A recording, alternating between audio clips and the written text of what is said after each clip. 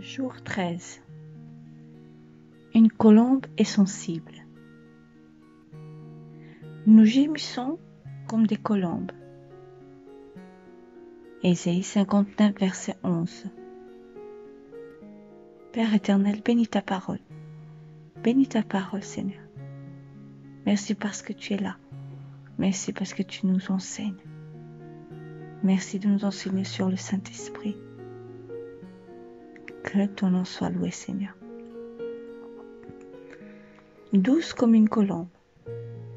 Si l'on voulait décrire une femme dont on contemple la beauté intérieure, la classe, l'éducation et le charme, on la dépeindrait en ces mots. Elle est douce comme une colombe. Et c'est vrai, quiconque s'approche d'une colombe suffisamment longtemps ne manquera pas de sentir son cœur se dilater comme de la cire. Une colombe fait fondre un cœur, même celui d'un homme en armes, et combien plus celui du Seigneur lui-même. C'est ce qui a si bien démontré la jeune Esther, qui avait compris que la douceur est la floraison d'une âme pieuse, la force intime de la sagesse. Car l'épée tranche les têtes, mais la douceur incline les cœurs. Sensible comme un cœur. Une colombe est très sensible. Si sensible qu'on risque de l'effrayer ou de lui briser l'âme très facilement. Hypersensible au bruit, sensible au stress, détestant les querelles, elle est sensible à l'autre, sensible à ses poussins, sensible à son environnement, sensible à elle-même, sensible au vent qui la porte, sensible au danger. Elle est surtout très sensible à la beauté, à la propreté, à la vérité, à la tendresse, à la sincérité des sentiments et de l'amour qu'on lui porte. La tendresse est l'ivresse de son être. Ses gestes sont raffinés, son vol est délicat, son roucoulement est tendre, ses câlins sont affectueux, ses révérences sont gracieuses. Ses yeux savent se montrer rieurs et inquiets. Une colombe est aussi belle lorsqu'elle rentre le cou dans ses épaules pour signifier sa paix intérieure, que lorsqu'elle gonfle fièrement le jabot pour bien se faire remarquer à vous et pour appeler vos tendres soins, des soins qu'elle souhaite sans plus tarder. Mais si une colombe sait se montrer impatiente, elle ne sera jamais impertinente tel un perroquet. La grâce de ses gestes est l'interprète de ses désirs. N'attristez pas le Saint-Esprit. S'il est dans la Bible un trait de caractère des plus surprenants, s'agissant du Saint-Esprit, c'est bien celui de la sensibilité. Sensible, il est tellement que le Seigneur Jésus a bien pris soin de nous avertir que tous les péchés pourraient être pardonnés, sauf celui du blasphème contre le Saint-Esprit. N'attristez pas le Saint-Esprit, va-t-il prévenir. Lui-même a supporté tous les blasphèmes, les crachats, les coups de fouet.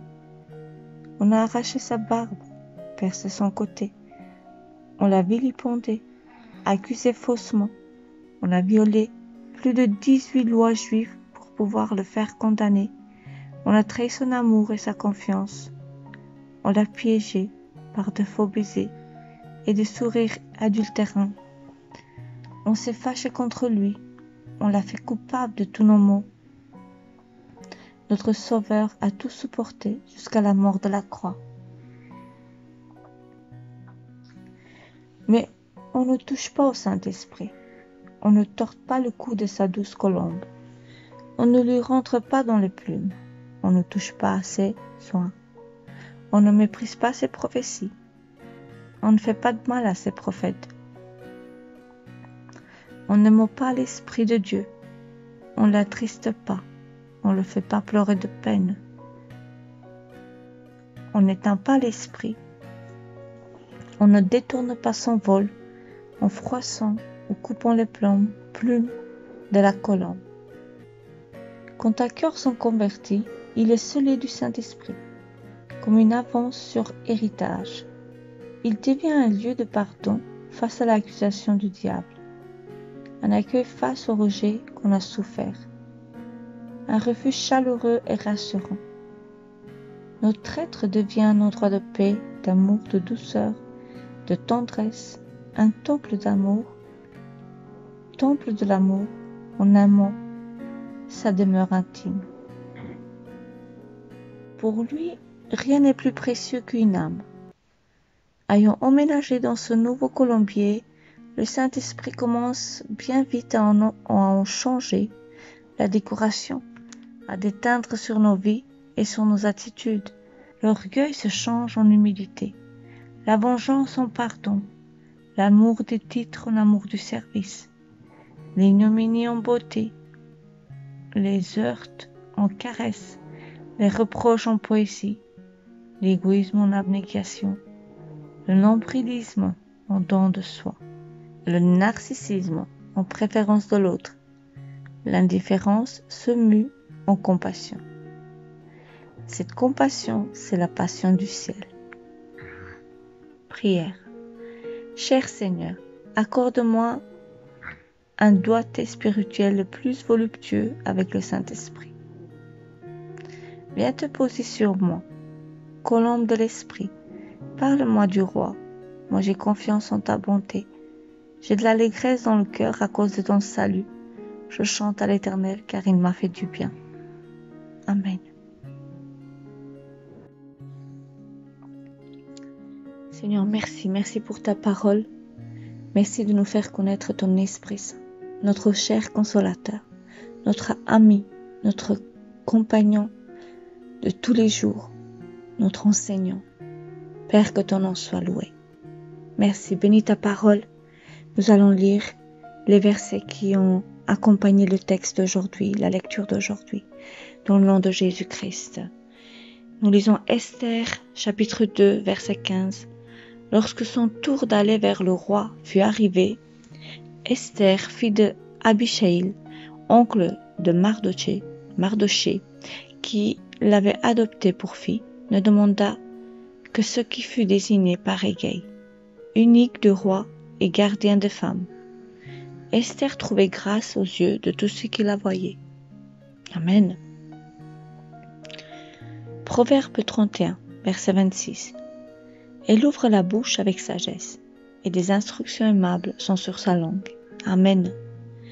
Amen, Seigneur. Remplis nos bouches de ta parole, de ta sagesse, de tes instructions aimables. Que tes instructions aimables, Seigneur, soient sur notre langue. Oui, Seigneur. Que ta présence et ton image, ta puissance, puissent être révélées à travers de tes enfants, à travers les fils de Dieu, à travers de ceux que tu as touchés, que tu as ramenés auprès du Père. Que ta gloire éclate, Seigneur. Oui, Seigneur, que nous soyons la lumière et le sel de cette terre, pour toute âme vivante sur cette terre, pour tous ceux qui nous entourent, nos enfants, nos familles, nos voisins. Alléluia. Merci, Seigneur. Quelle parole si belle et qui touche et qu'elle nous enseigne. Ouvrir la bouche avec sagesse et que des instructions aimables soient sur nos langues. Oui, Seigneur, touche nos vies, change nos cœurs. Matthieu 12, verset 31. C'est pourquoi je vous dis, tout péché et tout blasphème sera pardonné aux hommes, mais le blasphème contre l'Esprit ne sera point pardonné. Alléluia. Seigneur, donne-nous un cœur pur, donne-nous un cœur qui craint Dieu, afin d'éviter tout blasphème, afin de ne pas tomber dans la tentation, afin de ne pas pécher contre l'Esprit Saint et de ne pas l'attrister. Merveilleux Jésus. Quand je pense au verset de Proverbe 31, verset 26, qui dit « Elle ouvre la bouche avec sagesse et des instructions aimables sont sur sa langue », C'est ce qui se passe avec le Saint-Esprit. Lorsque le Saint-Esprit nous parle, c'est vraiment des paroles de sagesse et des instructions aimables sont sur sa langue à lui. Vous devez remarquer si vous avez déjà entendu quand le Saint-Esprit vous parle. Ça ressemble souvent comme une pensée, comme si une deuxième personne qui vous donne une instruction, qui vous dit une parole chaleureuse. Et c'est des paroles souvent que vous-même ou moi-même, je n'aurais jamais pensé dire ça de moi-même. Et c'est là que je reconnais que c'est Dieu qui me parle, que c'est le Saint-Esprit qui me parle. Seigneur, merci. Parce que c'est vrai que on veut ressembler à Dieu, mais voilà.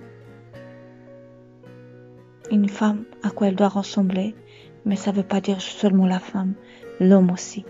Alléluia. 1 Chronique 16. Le Seigneur nous prévient. Ne touchez pas à mes oins et ne faites pas de mal à mes prophètes. Seigneur, tout est entre tes mains. Nous sommes aussi entre tes mains, tes enfants. Je sais que nous sommes la prunelle de tes yeux et que nous sommes si précieux à tes yeux. Oui, Seigneur, Jésus, il est mort une fois pour toutes et ressuscité pour nous tous. Et il nous a ramenés. Il a gagné des nations pour toi, Seigneur. Il a réconcilié beaucoup de gens. Merci pour tout ça. 1 Thessaloniciens 5, verset 20, une simple phrase toute courte. Ne méprisez pas les prophéties. Oui, ne méprisez pas les prophéties. Que le Seigneur nous guide dans tout cela. Acte 5, verset 3. Pierre lui dit, Ananias, pourquoi Satan a-t-il rempli ton cœur au point que tu montes au Saint-Esprit, que tu aies retenu une partie du prix du champ? Oui. C'est pas que ici le Saint-Esprit voulait l'argent, mais c'est que plutôt ils ont cru que on peut cacher des choses à Dieu, on peut mentir au Saint-Esprit. Et que Dieu nous pardonne parce que nous avons tous menti. Nous avons tous pratiqué ce péché si facile qu'est le mensonge. Mais derrière ça, c'est un esprit fort démoniaque qui se cache. Mais quand la lumière de Dieu remplit le cœur d'un être humain, cet esprit-là est renversé. Renversé une fois pour toutes. Lorsque nous pouvons goûter à cette tristesse qui arrive, à ce qui nous arrive lorsque nous pratiquons le mensonge et les dégâts que cela fait, je vous assure que cette leçon que Dieu nous donne, les fruits que ça donne, il va nous apprendre à ne plus accepter de mentir. Accepter vraiment de dire la vérité. Marcher dans la vérité. Car la présence de Dieu est plus précieuse que de gagner quelque chose devant des hommes et des femmes devant lesquels des fois on craint de dire la vérité sur quoi que ce soit. Mais choisissons plutôt de plaire à Dieu, d'obéir à Dieu et marcher dans la vérité. Que le Seigneur vous bénisse.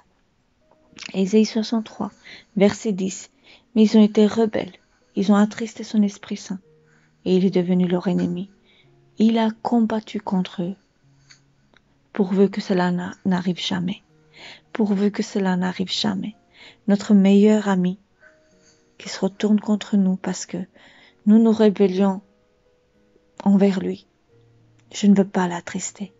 Et si quelqu'un attristait le Saint-Esprit, s'il ressent dans son cœur qu'il doit demander pardon, qu'il le demande maintenant, de tout cœur. Concernant le mensonge, concernant la rébellion, que le Seigneur nous pardonne. Retournons à Dieu, à notre source de bénédiction, et n'ayons crainte des hommes. Marchons dans la vérité, Tant pis si on se moque de nous. Tant pis si on rigole de nous. Tant pis pour cela. Allez, qu'est-ce que ça coûtera de marcher dans la vérité et dans l'obéissance? Mais mieux obéir à Dieu plutôt qu'à l'homme. Alléluia. Éphésiens 4, n'attristez pas le Saint-Esprit de Dieu, par lequel vous avez été scellés pour le jour de la rédemption. Nous avons été scellés. Nous avons une marque. Nous avons un cachet, une empreinte du Saint-Esprit dans notre vie. Et c'est ce cachet-là qui est pour le jour de la rédemption. Il ne faut pas qu'il s'efface. Il ne faut pas qu'il s'efface. Si aujourd'hui tu entends ce message et que tu connais ton cœur, que ton cœur, ta conscience t'accuse de tes mauvais actes, de ta mauvaise façon de vivre, contraire à celle du Seigneur, réponds-toi. Demande pardon. Demande pardon à Dieu tant qu'il est temps. Ne perds pas le Saint-Esprit. Car Dieu nous l'a donné jalousement et surtout le sang de Jésus. Ce sang précieux qui a coulé, c'est d'un grand prix. C'est d'un grand prix. Alléluia. 1 Thessaloniciens 5 nous dit, n'éteignez pas l'esprit. On peut éteindre l'esprit à force de continuer dans ce chemin de désobéissance, à pratiquer le péché, à contrarier toujours le Saint-Esprit. L'esprit, il peut s'éteindre. Il peut se retirer. Il peut se retirer de nous. N'arrivez pas jusque-là. Encore une fois, je répète. Si votre conscience vous accuse, répondez-vous. Répondez-vous. Au nom de Jésus, répondez-vous. Éphésiens 1, verset 13. En lui, vous aussi, après avoir entendu la parole de la vérité, l'évangile de votre salut, en lui vous avez cru et vous avez été scellés du Saint-Esprit qui avait été promis. Le jour où vous avez cru et que vous avez reçu le Saint-Esprit, laissez le Saint-Esprit continuer à vous changer, à nous changer tous. Voyez cette image quand tu chauffes de l'eau, l'eau est chaude. Eh bien, tu mets ce sachet de thé dans cette eau bouillante. Et que là, le thé peut diffuser son aroma, son goût, sa saveur. Laissons le Saint-Esprit, soyons bouillants pour le Seigneur, afin que le Saint-Esprit puisse déposer en nous tout son caractère, son cœur, son goût, sa saveur. Alléluia. C'est vraiment cela. Soyons bouillants pour le Seigneur, afin que là, le Saint-Esprit puisse agir en nous. C'est vraiment cette chaleur, cette soif qui va créer cette, on va dire, fusion et qui va laisser le Saint-Esprit agir dans nos vies. Alléluia. Merci Saint-Esprit. 1 Corinthiens 6, verset 19. Ne savez-vous pas que votre corps est le temple du Saint-Esprit qui est en vous, que vous avez reçu de Dieu et que vous ne vous appartenez point à vous-même? C'est mieux d'appartenir à Dieu qu'à nous-mêmes. Parce que lorsque nous étions sans Dieu, dans le monde, on faisait ce qu'on voulait avec notre corps, sans savoir que on le souillait, on le rendait misérable, on le rendait vraiment une porte ouverte à toutes sortes de présences diaboliques. Laissons le Seigneur s'en occuper de nous. Il sait mieux ce qui est mieux pour nous. Il sait ce qu'on a besoin. Et nous sommes précieux. Le jour où on a accepté le Seigneur, nous sommes devenus la demeure du Saint-Esprit. Et cette maison doit rester propre. Cette maison doit être sanctifiée, lavée par le sang de Jésus, sanctifiée par la parole, sanctifiée par le Saint-Esprit. Et cela se fera à travers l'obéissance et au plus que nous allons permettre au Saint-Esprit d'agir dans notre vie et obéir à ses conseils, nous verrons notre vie changer. Je parle de moi-même. Je suis plus la même personne que beaucoup de temps en arrière. Oui, maintenant, je réfléchis beaucoup de fois, je crains Dieu et je me vois vraiment comme précieuse. Je prends soin de moi parce que je veux que Dieu soit content, car je suis précieux, je suis le temple du Saint-Esprit. Je veux me garder pur. Jean 14. Et moi, je prierai le Père et il vous donnera notre consolateur, afin qu'il demeure éternellement avec vous. Éternellement. Éternellement. Merci Seigneur d'avoir prié le Père et il nous a donné le consolateur. Merci Seigneur. Psaume 13, verset 6. Moi j'ai confiance en ta bonté, j'ai de l'allégresse dans le cœur, à cause de ton salut. Je chante à l'Éternel, car il m'a fait du bien. Amen. Si cela parle à votre cœur, et si vous avez la joie dans le cœur à cause du salut de l'Éternel, dites Amen. Amen. Que le Seigneur vous bénisse, frères et sœurs. La parole est vraiment vivante et agissante. Elle sépare l'âme de l'esprit. Ça veut dire qu'elle sépare la chair de l'esprit. Et nous devenons de plus en plus un avec l'esprit. Et c'est comme ça seulement que nous pouvons combattre les désirs de la chair. Et nous pouvons marcher et être forts contre les péchés. Alléluia. Que le Seigneur vous bénisse. Amen.